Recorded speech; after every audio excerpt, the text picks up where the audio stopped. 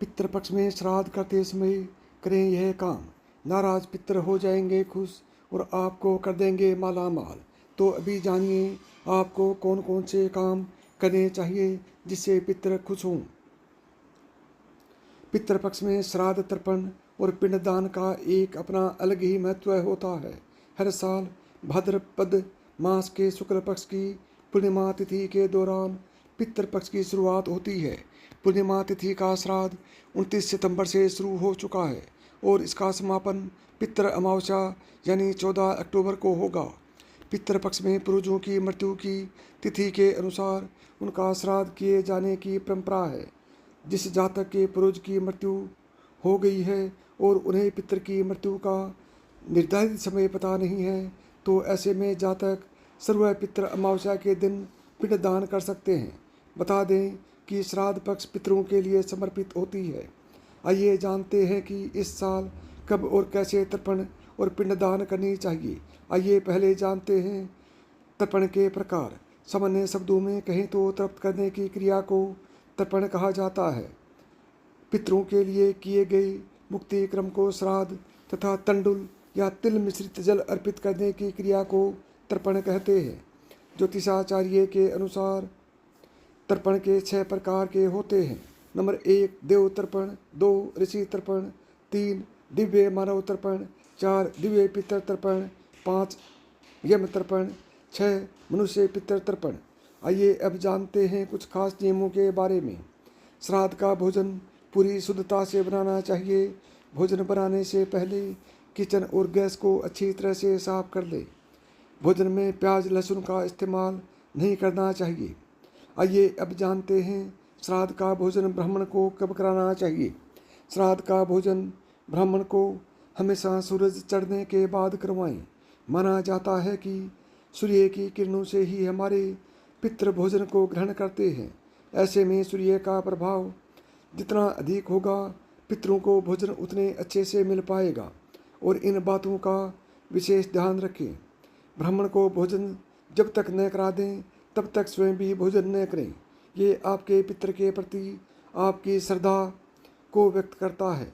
इसके अलावा ब्राह्मण को भोजन करवाते समय मौन रहें। अगर किसी चीज़ की ज़रूरत हो तो इशारे में कहकर मंगवाएं। श्राद्ध का भोजन प्रसाद के तौर पर ग्रहण करें। श्राद्ध का भोजन प्रसाद की तरह होता है, इसमें कोई कमी नहीं निकाली जानी चाहिए। ब्राह्मण को भोजन करवाते समय भी उससे ये न पूछें कि भोजन कैसा बना है। ब्राह्मण भोज के बाद आप स्वयं भी उसे प्रसाद के तौर पर ग्रहण करें। आइए जानें कुछ महत्वपूर्ण बात के बारे में। श्राद्ध का भोजन या तो पत्तल में खिलाएं या चांदी कांसे के बर्तन में खिलाएं। कांच या मिट्टी के बर्तन का इस्तेमाल बिल्कुल न करें।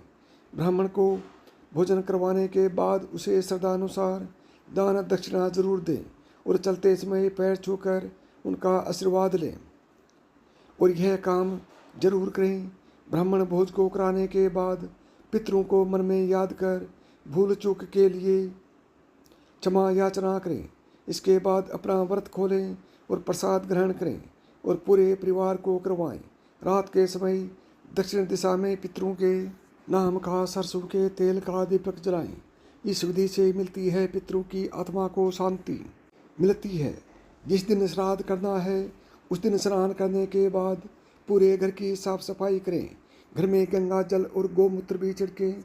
इसके बाद दक्षिण दिशा में मुंह रखकर बाएं पैर को मोड़कर और बाएं घुटने को जमीन पर टिका कर बैठ जाएं। इसके बाद तांबे के चौड़े बर्तन में काले तिल, गाय का कच्चा दूध, गंगा जल और पानी डालें। उस जल को दोनों हाथों में भरकर सीधे हाथ के अंगूठे से उसी बर्तन में गिराएं। इस तरह 11 बार करते हुए पितरों का ध्यान करें। आइए अब जानें पितृपक्ष में श्राद्ध करने की विधि।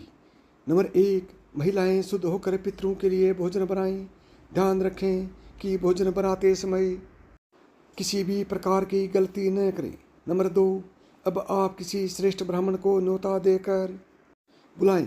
ब्राह्मण को भोजन करवाएं और निमंत्रित ब्राह्मण के पैर धोकर कुछ चीज़ों का दान अवश्य करें। ऐसा करते समय पत्नी आपके दाहिनी तरफ होना चाहिए।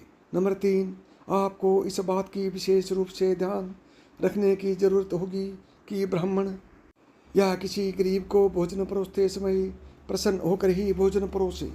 भोजन के उपरांत यथाशक्ति दक्षिणा और अन्य सामग्री दान करें। आइए अब जाने पितृपक्ष में श्राद्ध करने के नियम। नंबर 1, पितरों के निमित्त अग्नि में गाय के दूध से बनी खीर अर्पण करें। ब्राह्मण भोजन से पहले पंचबली यानी गाय, कुत्ते, कौवे, देवता और चींटी के लिए भोजन सामग्री पत्ते पर निकालें। मान्यता है कि पितर इन्हीं 5 रूपों में धरती पर आते हैं और अपने संतान को आशीर्वाद देते हैं। नंबर 2, दक्षिण दिशा में मुँह कर कुश, जौ, तिल, चावल और जल लेकर संकल्प करें और 1 या 3 ब्राह्मण को भोजन कराएं।